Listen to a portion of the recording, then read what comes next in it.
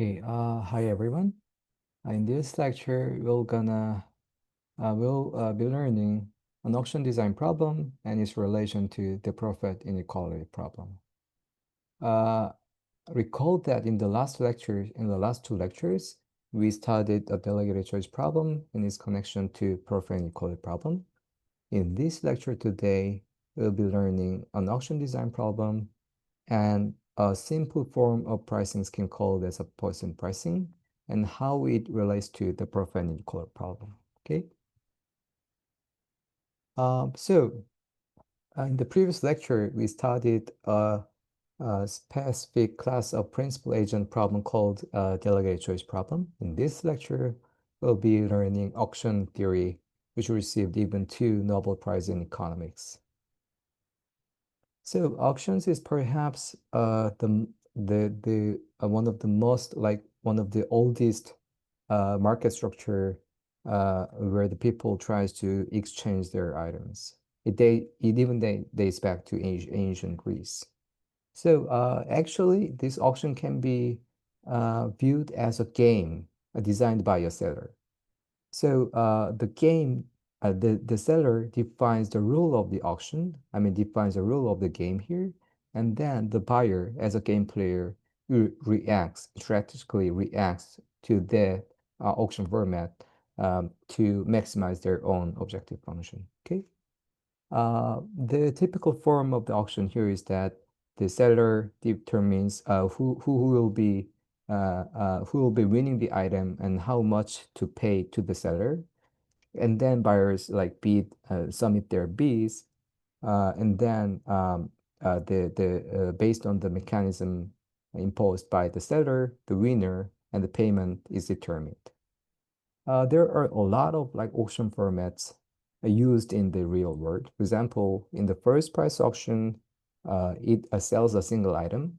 The buyer with the highest bid submitted wins the item and just pays that bid that such that where that bidder just submitted to the seller. Okay.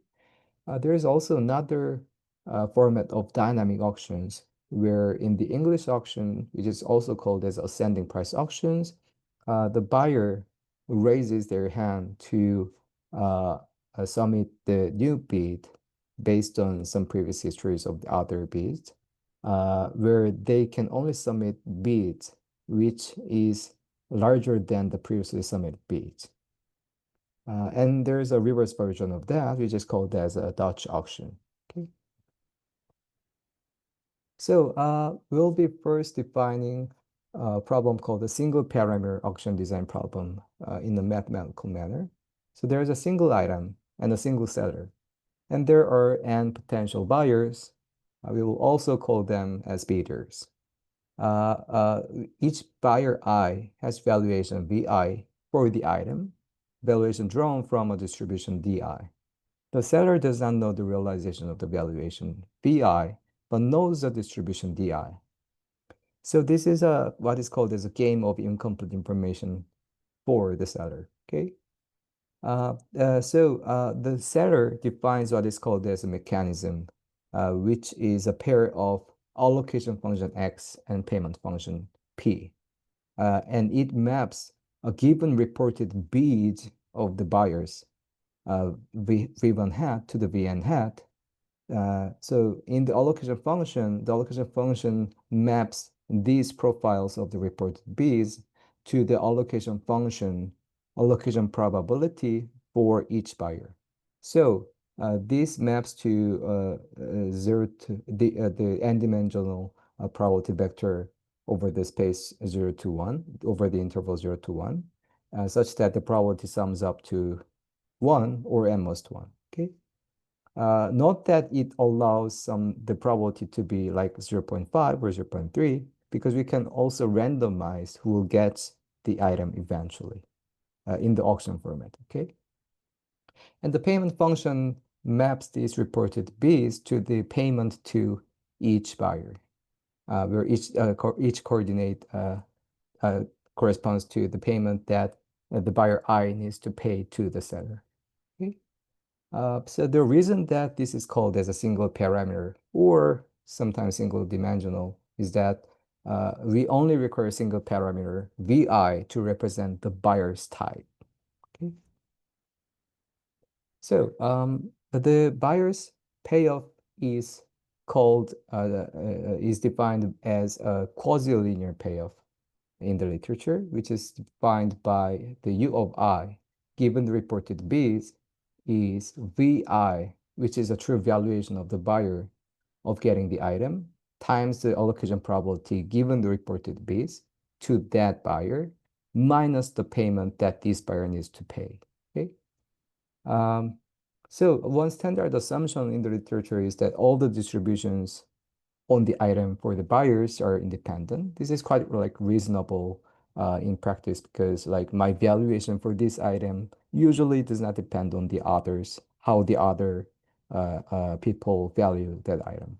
But probably that is not like very practical in some specific scenarios. So there is another literature like a study this when some buyers' valuations are correlated with others, which is called as a theory of the interdependent valuation. We also assume that the buyers are risk neutral to maximize the expectation of the payoff function. So there's another line of work studying if what if like buyer tries to not just maximize the expectation, but somehow also wants to consider how like risk their action is, for example. A large line of literature in behavioral economics, for example, in prospect theory, they consider this sort of like behavioral biases to see how that changes the format of the mechanism and auction, for example. But in this lecture, we're gonna focus on independent distribution, value distributions, and risk neutral buyers.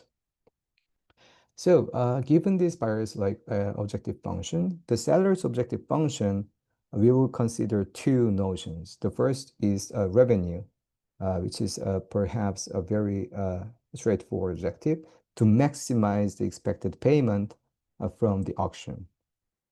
Another well-known measure is what is called as a social welfare, which is simply the summation over VIXI, meaning that this is the utility function summation of the utility functions for every player. So because like buyer pays to the seller and seller realizes revenue as utility, if we sum up all these utility, then the social welfare is simply the summation of valuation of who gets the item, which is exactly summation of VIXI, because XI is the allocation probability to the agent I, to the buyer I, and VI is the valuation of that buyer. Okay, so this is the reason that this is called a social welfare. We'll be considering some mechanism that respects some several desiderata, which is very reasonable and plausible, and some very uh, uh, some reasonable like properties that we might want to implement. So the first thing is that okay, like we know that like if the buyers like try to strategize like their behavior, they may want to like report their valuation somehow non-truthfully, meaning that they can like lie about their valuation toward the item. We actually are not gonna like allow that, meaning that we're not like restricting them to like lie about them, but we're gonna implement a mechanism where everyone's equilibrium behavior is to truthfully report. This is formalized by the notion of dominant strategy equilibrium, DSE. So in the dominant strategy equilibrium, regardless of what other buyers bid, the buyer I is always better off by reporting the truth value SI. So meaning that reporting the true valuation is weakly optimal regardless of what others do.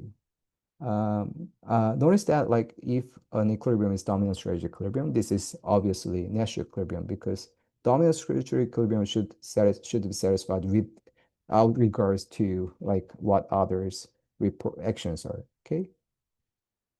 Correspondingly, we can define a mechanism called a dominant strategy incentive compatible DSIC mechanism. A mechanism XP is called DSIC if truthful reporting is dominant strategy equilibrium for every buyer. Okay. Um, so, so if we implement a dominant strategy incentive mechanism, that means that everyone will be truthful reporting their bid. So the outcome of the auction will be quite predictable. Okay. Another desiderata that we want to implement is called as individual rationality, meaning that buyer always should have utility to be non-negative. Um, this is desirable because if we don't have such individual rationality or IR constraint, then the buyers may not be willing to participate in the auction.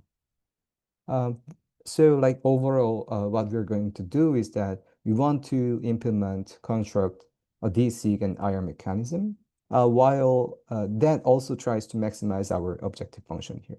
Okay, great. So so there are some like good properties for a mechanism to be a dominant strategy incentive compatible, meaning that why or like alternatively speaking, why is truthful reporting so important? So as I said, it somehow makes the outcome of the auction more predictable.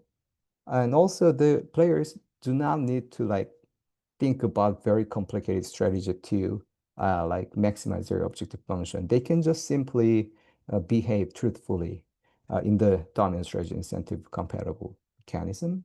And also, if the like if the buyers perceive the rules of the mechanism to be somehow transparent and immune to manipulation of some other buyers, then like it may give some legitimacy for the institution or for the auctioneer. So which could perhaps increase the potential for other buyers to participate in the auction as well, which is good for the auctioneer, of course. Okay.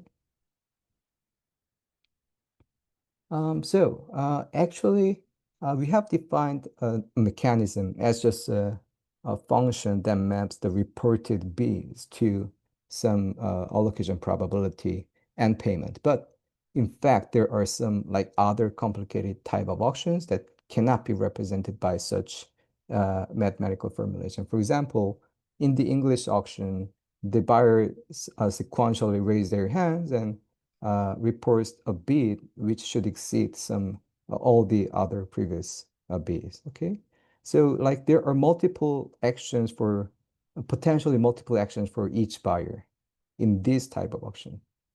And this like if we want to like define all these types of auctions, it becomes a little bit more mathematically complicated to define a generic types of a very general, like a very general and abstract type of all the possible auction formats.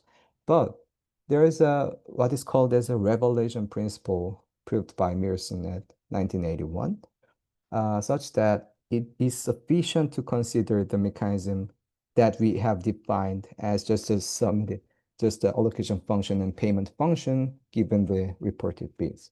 So formally speaking, we're going to define the notion of direct mechanism. So direct mechanism is a mechanism such that the possible action set is for each buyer is just to submit a single bid, which is not perhaps true for like auctions like English auctions, for example. Okay? So then what the revelation principle states is that if you consider a mechanism with some equilibrium profiles of the buyers, then there's an equivalent direct mechanism such that truthful reporting is an equilibrium. Um, Meaning that we don't actually need to deal with all complicated mechanisms, but it's just sufficient to consider direct mechanism, which can be like very easily defined relatively. Okay. So what is the intuition of behind this revelation principle? So consider like possibly indirect mechanism mech. Like given this MAC, there will be some corresponding like equilibrium profiles of the all the buyers, which could be potentially very complicated and potentially include summating multiple bids, for example. We're going to construct another mechanism, direct mechanism MAC prime, in a way such that we first elicit players' bids in this MAC prime. We elicit that bid and we will simulate the original mechanism MAC as if like we are playing on behalf of that player. So we will be assuming that the buyer's true valuation is VI hat, and we will internally run this mechanism.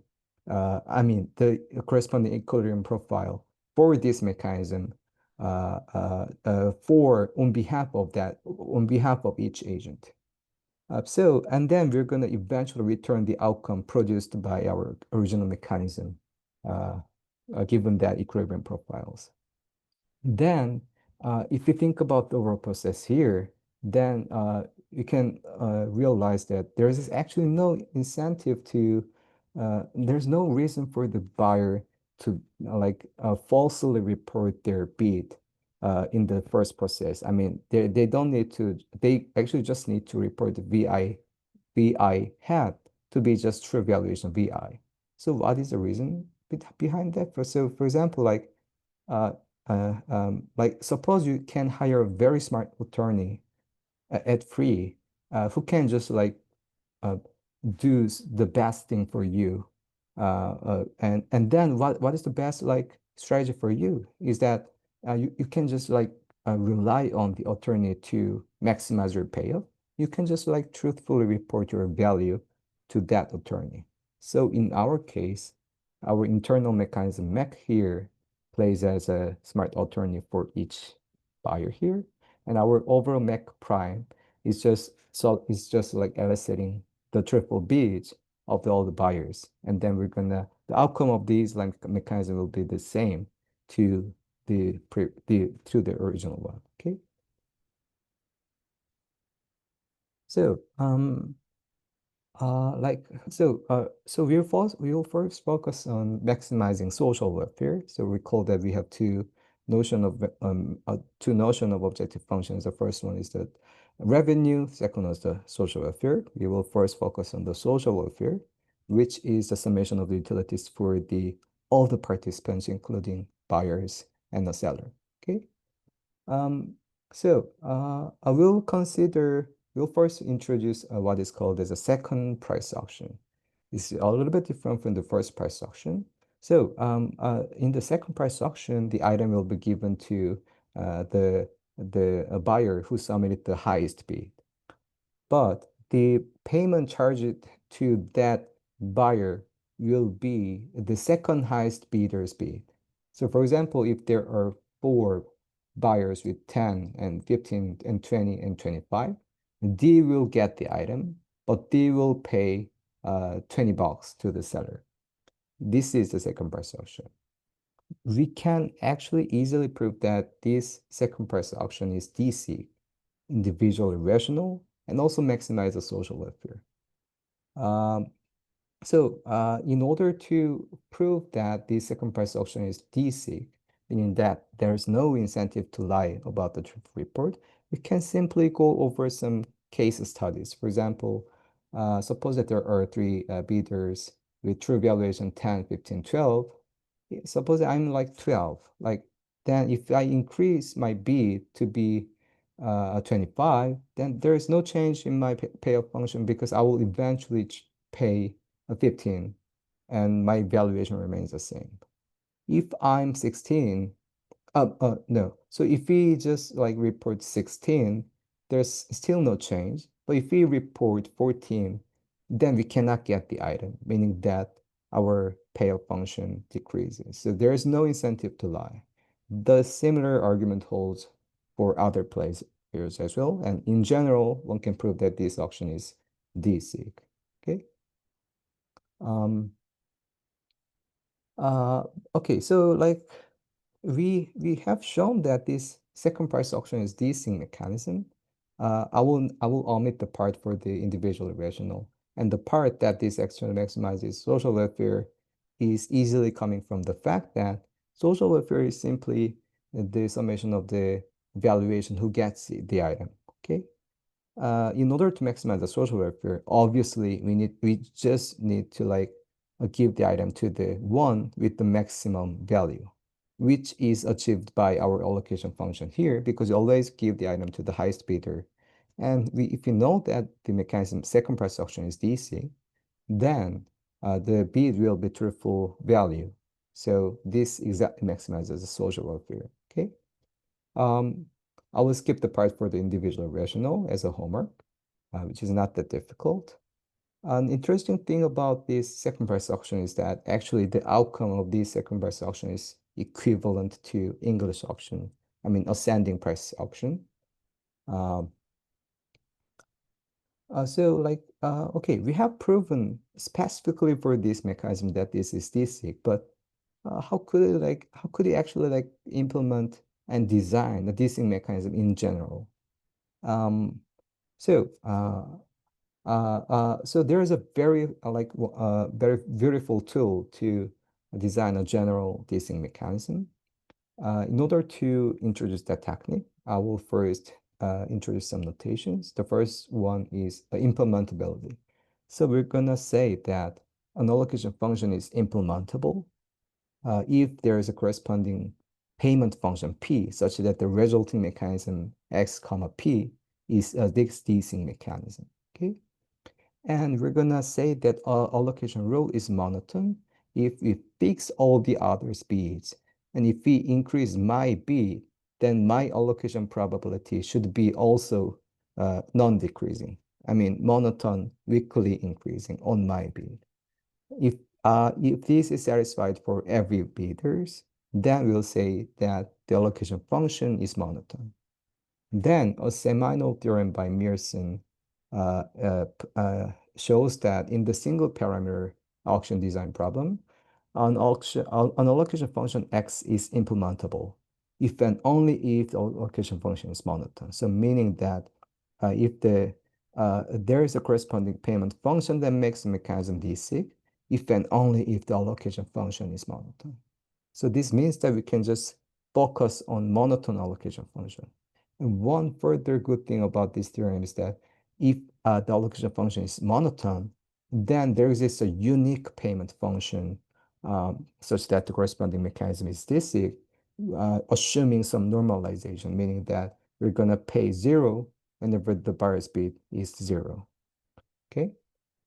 And further, this payment function can actually be explicitly computed for the seller, meaning that if we have designed an allocation function, we can correspondingly calculate the payment function to make that mechanism DSIC, meaning that eventually what we always need to do is just to simply design an allocation function and like apply this theorem. Okay. So we'll go, the proof is not too hard. I'll give some sketches of the proofs. We'll be actually proving all these arguments in one fell swoop. Okay. So suppose that our mechanism x comma p is a desync mechanism. We will fix an agent I with valuation z. We fix all other b's as b of minus I. Let's consider the agent I misreports. I mean, like falsely reports the value to be y instead of z here. Then what is the utility here? Because our mechanism is DSIC, it needs to be the case that truthful reporting of z should have at least larger or equal payoff function for that agent. So truthful reporting gives the agent z times x of z. So I actually omit other speeds b of minus I because that is fixed in this context. So the payoff function then is z times x of z minus p of z. And then what is the payoff of misreporting with value y here? So the valuation of z remains the same. The allocation probability given y minus payment function given y. What if, on the other hand, the agent actually has truthful value y and falsely reports to Z, we can conduct a similar argument here, and we obtain y times x of y minus py larger than y times x of z minus pz. So if we rearrange these inequalities to have a sandwiching argument here, we can see that py minus pz is lower bounded by z times xy minus xz and upper bounded by y times xy minus xz. So actually, this immediately implies the first part of the theorem. So, for example, suppose that like x is monotone. Okay, so suppose that x is not monotone, meaning that suppose that y is larger than z, but x of y is smaller than x of z. Then this inequality cannot hold because the right-hand side will be negative and left-hand side will also be negative, and y is larger than z, meaning that right-hand side should be smaller than left-hand side. So this means that any DSIC mechanism should have a monotone allocation rule.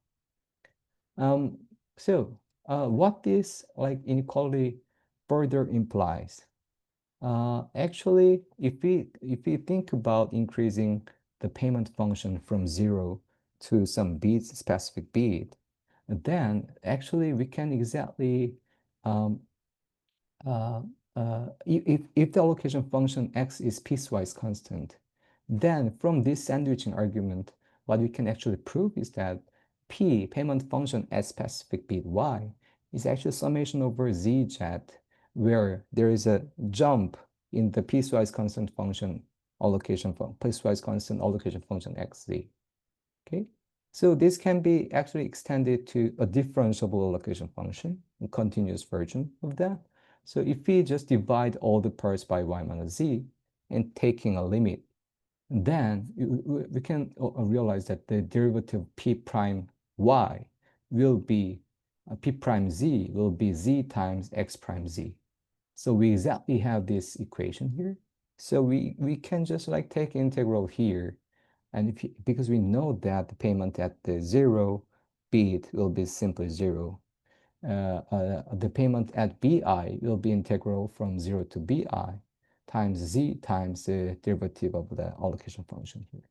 So this actually proves that given an allocation function, the payment function will be uniquely and explicitly representable. One tricky part is that what if the x allocation function is general amount function, which could potentially not be differentiable. Because like we know that any DSIC mechanism will have a monotone allocation function, but that does not guarantee that it is differentiable. Can actually apply what is called as envelope theorem in this case, introduced by some economists.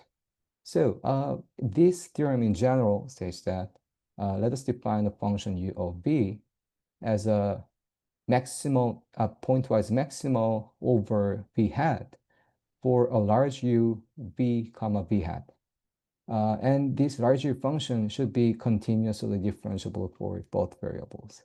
Then, if we want to take a derivative over a v for this u of v function here, if we don't have this theorem, this is quite complicated because we also need to take account for the how v hat changes with respect to how v changes. But we actually can just take a partial derivative with respect to v for u of v when the v hat is given by the optimal value for each v. Okay. How could we like apply this to our environment here? So let us define the large u given v and v hat to be the payoff function for buyer with true valuation v when he reports the bit v hat. Then the payoff will be v times x of v hat minus p of v hat. Then the dominant strategy compatibility, the DSIC constraint implies that small u of v is larger u of v comma v, which is a truth reporting, should be at least or equal to any other false reports v hat here. meaning that actually our small uv function is a maximal over large U function. So we can apply the envelope theorem here. And then what we obtain is that u prime v, if we just take a partial derivative of this one here, this is simply x of v, because we know that the maximal optimal bid for evaluation v is v. And then u prime v is xv, so we know that u of v is integral of x of z dz here. So what does this mean? So the payment function is actually v times x of v minus u of v, because our utility function, we just rearrange the formula for the payoff function here. Then this is actually v times xv minus integral over xz. And then if we just do some integration by parts, one can easily notice that this is exactly same with our formula here for the differentiable case here. Okay. Great. So oh, there is actually one interesting implication of this Myerson's theorem. Um, So, so this actually further has a corollary stating that, okay, if we have an allocation function, there's a corresponding unique payment function. So what does that mean? So if the allocation functions are the same, then the seller's expected revenues at equilibria should be the same. So, for example, let's consider asymmetric bidders where all the bidders have the same value distributions. Then the implication of this theorem is that first price auction always gives the item to the highest bidder, highest bid winner, highest bidder, and the second price also does the same thing as well, meaning that they yield the same revenue for the seller, which may be a little bit counterintuitive, but this is one interesting implication of that. One caveat here is that the allocation function should be the same for every realization of the valuation. So one thing then may like look counterintuitive for why like first price auction and second price auction actually yields the same revenue. I would say like they actually does not have always have the same allocation function if bidders are asymmetric. So for example, let's consider two bidders with like distributions on the interval 0, 5 and another interval 0, 1. One can actually verify that first price auction is not DSIC, meaning that equilibrium of the bidders will be not truthful reporting. So in that case, bidder one may bid a little bit more conservatively because the bidder knows that another bidder has like lower value distribution, so probably be like much lower than me. So in the first price auction, because that bidder knows that the exact bid amount that he submitted will be charged, it will try to lower his value. So this may distort the allocation rule given the realization. So even if it is the case that first price auction and second price auction always gives the item to the highest bidder, bid actually may not coincide with the true valuation, meaning that second price auction and first price auction does not always have the same allocation function. Okay. So like given this like Mearson's theorem in mind, we can actually recover the second price auction again. So consider an allocation function. So like, okay, so we know that once we design an allocation function, there will be a corresponding payment function for a DSIC mechanism, which is unique. So if you want to maximize the social welfare, assuming the truthful bid, what we need to do is to actually just allocate the item deterministically to the bidder with the highest valuation. So that corresponds to an allocation function where we give the allocation probability to be one if BI is largest among every other bidders. What is the corresponding payment function here? So let us recall the simple formula for this PY equals summation over J, ZJ times the jump in x at zj. Then if in order to have a jump in the allocation function, zj should be the largest among other b's, meaning that zj should exceed the second largest bidder. So the payment function will be zj times that point, meaning that payment function will be a critical value which corresponds to the second highest bidder among other agents, among all the agents. Okay. So which is exactly the same with the role of the second price auction. Okay. So actually, this means that we can actually recover the SPA, second price auction, using the Myerson's theorem, and we don't actually need to separately prove that second price auction is DSIC and some further desiderata, because our Myerson's theorem here further guarantees that, okay, if we design in this way, resulting mechanism will be DSIC mechanism. Okay. So one good thing about the Myerson's theorem is that we actually just need to like talk about allocation function. One natural question here is that what if there are multiple like items, and what if the agent has some like complicated valuation over a set of items? Then it is the case that Myerson's theorem for connecting payment function to the allocation function does not carry over anymore. So then the question will be how we could actually design a DC and IR mechanism that maximizes the social welfare. This looks quite like very complicated and non-trivial question.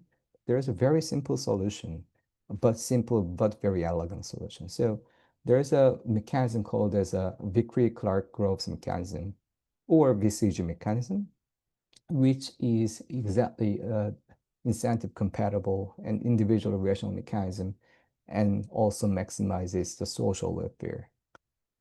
This mechanism will be learned in the later lecture, so we'll skip the details today. Okay, so far we have considered the social welfare maximization problem, and we have learned that the second price auction maximizes social welfare for the single parameter setting. But what if like we want to maximize the revenue instead of social welfare? Now, we can still use the desync mechanism, because we know that we can just apply the revelation principle to consider direct mechanism. So let's like have some warm up with the single item and single bidder case. So if there is just a single buyer, if we wanted to like maximize the social welfare, what can we do? We can just like transfer the item at free, because in the social welfare, we don't care about how much I earned, but we only care whom we give the item to. Okay. But if we want to maximize the revenue, we should somehow offer some good prices. Okay. So let's consider what is called as a positive pricing mechanism, such that we fix a price R, and we let the agent decide whether or not to take it or decline the offer. So if the buyer's best response given this fixed price R is that if the agent true valuation exceeds this fixed price, then the buyer will accept the offer. Otherwise, the agent will reject the offer. So how could we set the optimal price to maximize the revenue? The revenue is actually can be written as the price R times the probability that the buyer accepts the offer, which is 1 minus FR, where large F is a cumulative distribution function of the distribution of the buyer's valuation. So we can simply set the price to be the argmax of R that maximizes this quantity. Okay, this is simple. What if we have like multiple bidders? So there is again a seminal lemma by Myerson at 1981, stating that for every single parameter mechanism design problem, auction design problem, for any desync mechanism x comma p, if we fix an agent index I and every other space v of minus I, the expected value from this for the payment to this agent equals the expected value of phi I vi times the allocation probability of that agent. So what is the like phi I vi here? So this is called as a virtual valuation of the agent and defined as vi minus 1 minus large f fi large fi vi over small fi vi. So if you think about this virtual valuation here, so if we know the realization of the buyer's value, we can just like charge vi to that agent because uh, we know that this buyer will accept the offer anyway. But we actually don't know that exact information. So we extract some certain amount of quantity from the true value of the agent, which is often called as information rent from not knowing the valuation exactly. So, the good thing about like this lemma is that the payment to certain agent is exactly only dependent on the allocation function as well as the valuation distributions. Okay, so I will give a quick proof for this lemma statement. This is not too hard. So let us first recall the Myerson's formula for characterizing the payment function given an allocation function. It was an integral over z times the derivative of the allocation function x. Okay, so if we fix the others valuations here, then the expected value of the payment function pi is we simply integral this pi or over times the density of the value vi. And then if we plug in the formula for the payment function here, we have double integrals here. When we have a double integral, we always perhaps want to try switching the order of the integration. If we do that, we can eventually show that this equals to the integral over from like 0 to v of max. Here, v of max refers to the maximum possible valuation in the value distribution. And the integrand is 1 minus large f I of z times the derivative of the allocation function. So we will group the first two term and the later term x prime as a separate terms here, and we'll apply the integration parts here. And then we can notice that eventually the final formula is that is integral from 0 to v max times z minus 1 minus f by z over small f by z times the allocation function here. So this is actually expected value of this virtual value. The first term is actually the virtual valuation, and the second term is the allocation probability.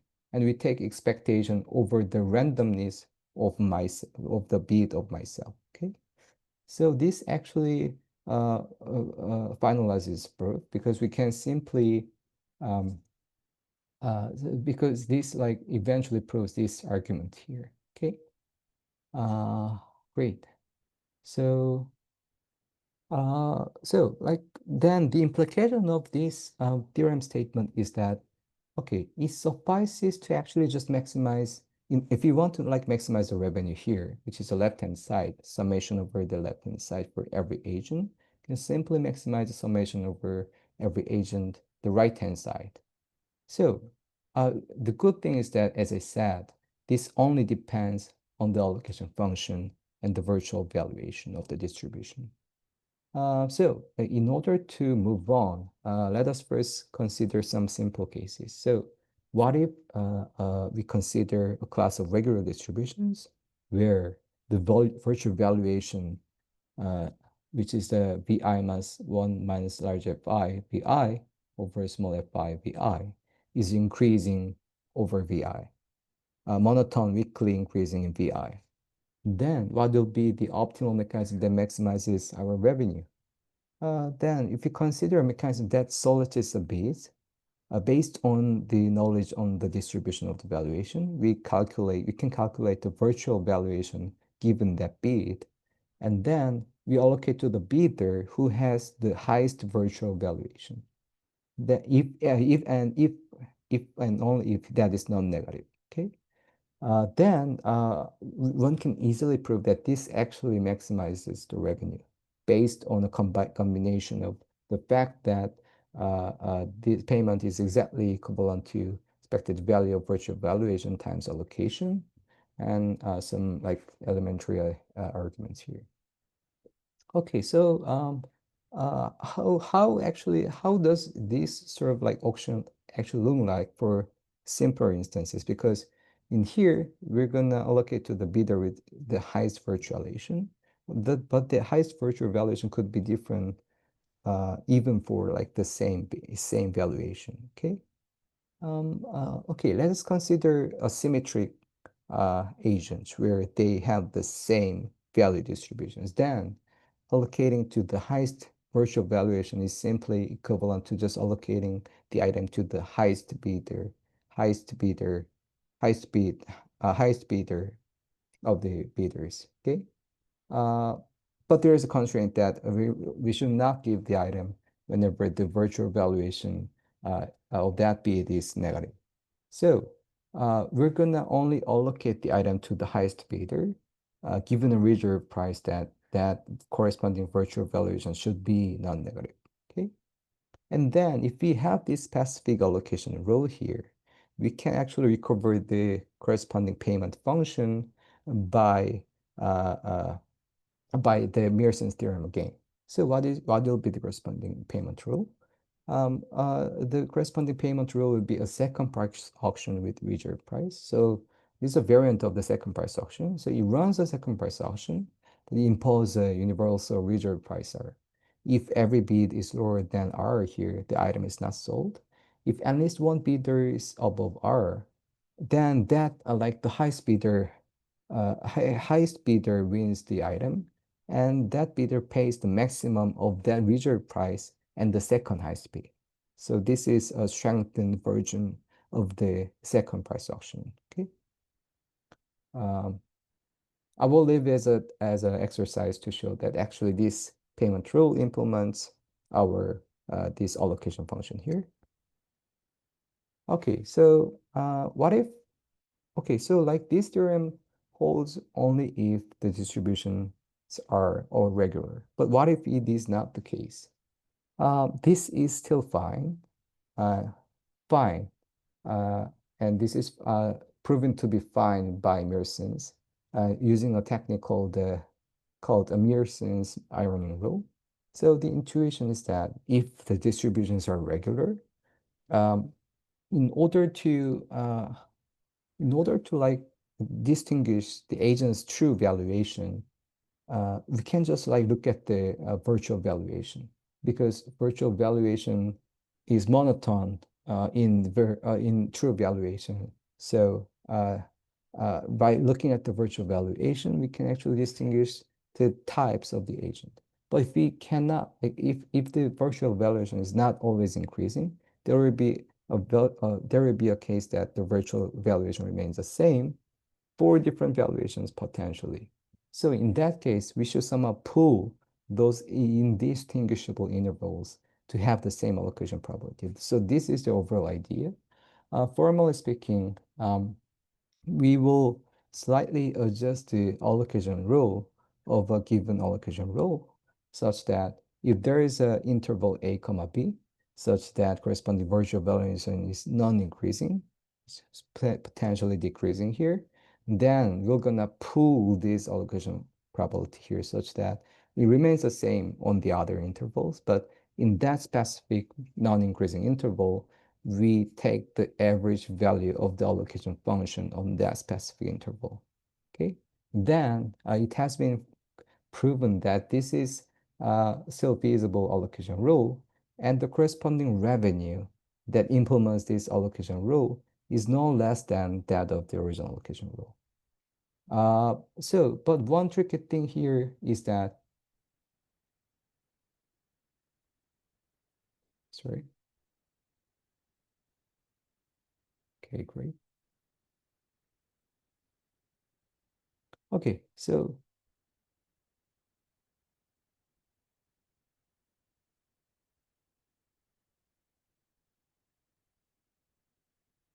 okay, one tricky thing about applying this lemma is that if we like take this average on certain interval, then resulting allocation, still the resulting the virtual valuation may not be monotone again. So we can actually pull this allocation function to be the same on a certain interval, but the resulting virtual valuation may not be still like monotonely increasing.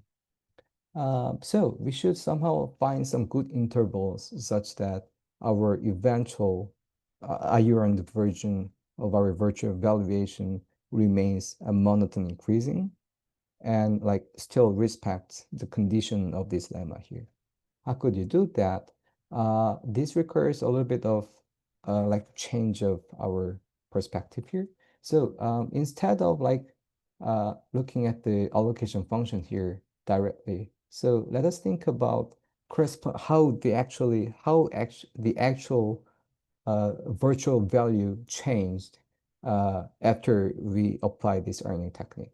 So if we take an average over a certain interval, that is somehow equivalent to take an average value of the virtual valuation for that interval. Okay, so we'll define a phi I virtual valuation of interval a comma b as a averaged value of virtual valuation on that interval. Here, average means the average expectation with respect to the randomness of the bid valuation distribution. Okay, and then the virtual valuation at this specific point A is can be like thought of as instantaneous speed, and this virtual valuation over an interval can be thought of as an average speed. So let us draw a distance graph where the speed, which is a virtual valuation, is the derivative of the distance. So we're gonna draw these two-dimensional Euclidean two-dimensional graphs where the x-axis is the cumulative distribution function, y-axis uh, the distance function that given our speed function as a virtual valuation. Okay, then what we know from here is that uh, the derivative at each point is exactly the virtual valuation. And further, this eventual distant function should be convex in order to have a monotonely increasing virtual valuation. That is because derivative of the distance is the speed, which is the virtual valuation. If the virtual valuation is monotonely increasing, its derivative should be positive, meaning that the second derivative of this graph should be positive, meaning they should be convex. So how could we like make this and further, if we apply this ironing technique here, what we can observe is that this is equivalent to connect 2 points by a straight line here. Okay, then how could you like make this function to be convex by applying that one? At which point should you apply that ironing techniques there? Then we can simply take the convex hull. So it is known that we can take a convex hull to make these overly convex. And then we can simply find that corresponding points to apply our lemma for the ironing techniques there. So this is an overall idea, but I will skip the details of the very like deeper arguments here. So far what we have studied is that in the single parameter auction design problem, we have some like very good tools proven by Myerson, such that the payment is very related to what is called as a virtual valuation. And if the virtual valuation is regular, or if it is not regular, we can find some good a mechanism that maximizes the revenue. But as we have seen in the previous slides, if agents are symmetric or symmetry, meaning that if they have like very different value distributions, could be the case that even if the one bidder reports the highest bid, the item may be given to another bidder with lower bid, because the virtual value, we're gonna allocate the item to the one who has actually the largest virtual valuation, not the bid itself. So it is a little bit like counterintuitive. So it could be the case that bidder cannot understand cannot understand this complicated allocation function and cannot probably do the best to maximize their payoff. And it is also like less transparent, violating our philosophy toward designing a good mechanism, because like payments are too complicated and depend also on other speeds as well. Okay. So technically speaking, uh, if there are multiple items, so if you consider a beyond a single parameter mechanism design problem here, it has been proven that we cannot compute the optimal revenue maximizing auction in polynomial time. And it could be very complicated. For example, even for two items and a single buyer, we cannot like just simply price each item separately to optimally optimize our revenue. We cannot just price a bundle of both item. We cannot also like do either of like these two. And actually, the optimal auction for that single item and single buyer and two items could be very complicated in the sense that it may need to offer infinitely many lotteries over a menu of options. So, what is a lottery? So, it is a menu over a probability that you'll get the item at this price.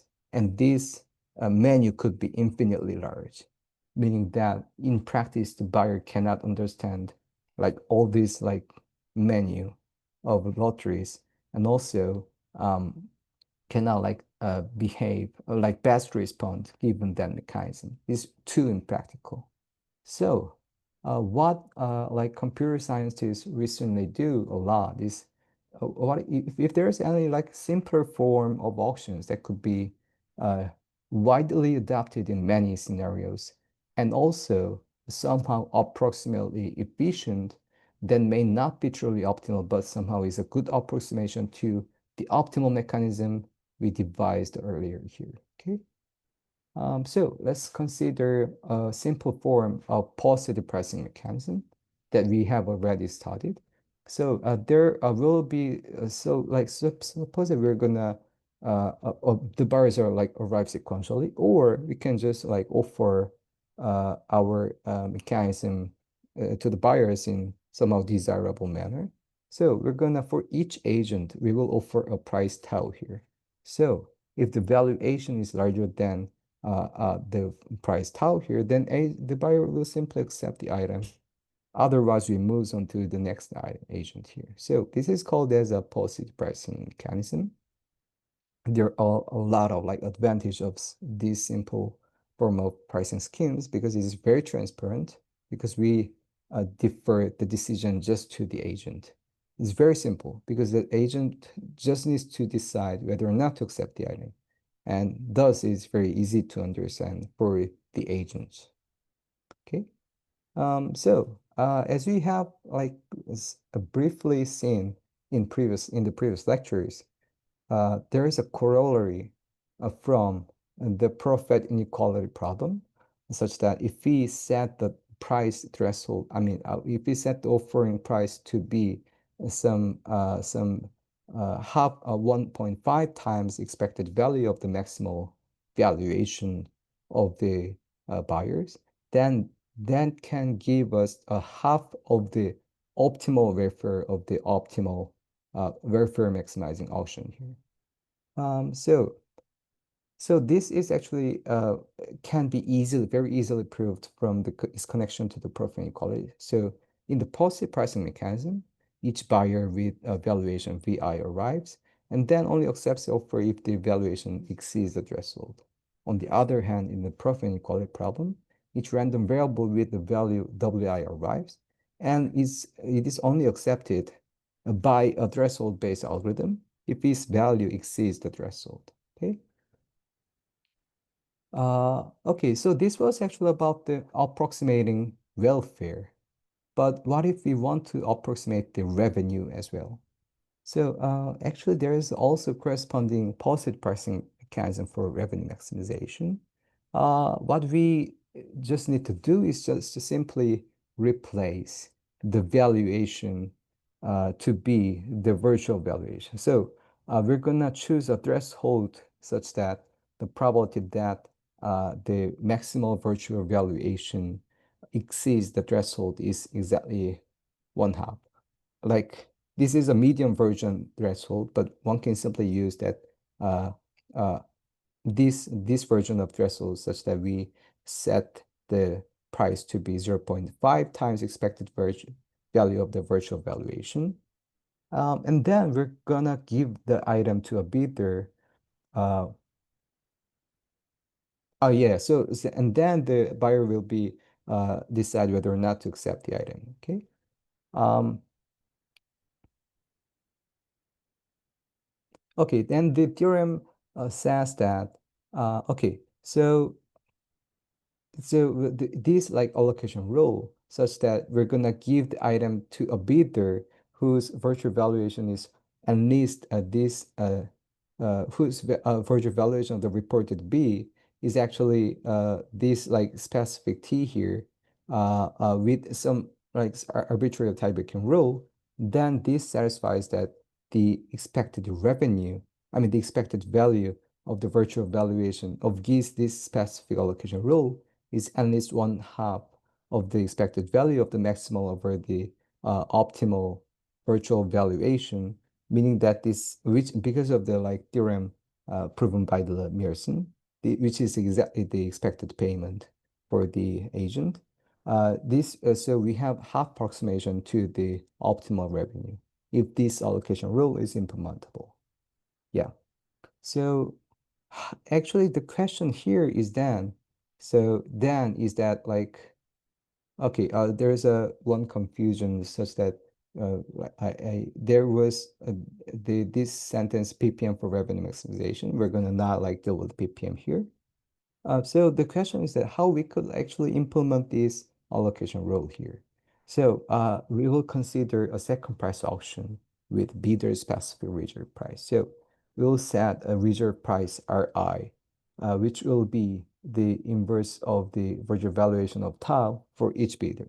And then we'll give the item to the highest bidder if that bidder meets this reserve price. I mean, if that bidder's bid is lower than this reserve price, then that agent is discarded. And for the remaining agents, we're going to run the second price auction, okay? And further, we will pay the maximum of her reserve price and the second highest bidder who meets the reserve price for the agent with the highest bidder, highest bid, okay? Then one can show that this mechanism is actually DSIC mechanism, and correspondingly, corresponding this like resulting mechanism, payment rule and allocation function achieves the 50% of the optimal revenue for the optimal revenue maximizing auction. Okay. So this was about just a single item, but actually this idea of designing a simple mechanism to approximate the optimal mechanism with some like reasonably simple mechanisms can actually go beyond the single item. So it has actually been proven that for a combinatorial auction problem setup, where there are multiple items and a set constraint, each agent has potentially combinatorial set function over a set of items. Uh, Probably the agent is often called as a unit demand, meaning that each agent has valuation over each item, but only cares about the max value item in the set. Then for both the revenue maximization and like welfare maximization, from the metric profit inequality, we can actually prove that that implies two approximation for unit demand buyer under the metroid constraint. This is actually immediate consequence of the metroid profit inequality by Kleinberg in 2012. And also there's a combinatorial like version of the profit inequality papers where the valuation objective function is actually a combinatorial function, not just the additive function over the value of each item. Like there is a combinatorial profit inequality, and that implies some constant factor approximation for um, agent with like complicated value function over a set of items, which is called the submodular or XOS value function. And also for sub-additive function evaluation, there is a log m approximation factor mechanism. Okay. We will be not covering all these details because they are beyond the scope of this lecture. But the takeaway of the lecture is that, okay, for the optimal auction design literature, design problem, for the social welfare, we can use the theorem by like Myerson stating that allocation function, if we just design a monotone allocation function, there's a unique payment function that makes the mechanism DSIC. So we can just focus on designing an allocation function and then makes the problem of maximizing social welfare easier. And even for the revenue maximization problem, we can simply focus on the virtual valuation and the allocation function as well. But like these mechanisms are typically very complicated. So posted pricing mechanism via profit inequality is widely used.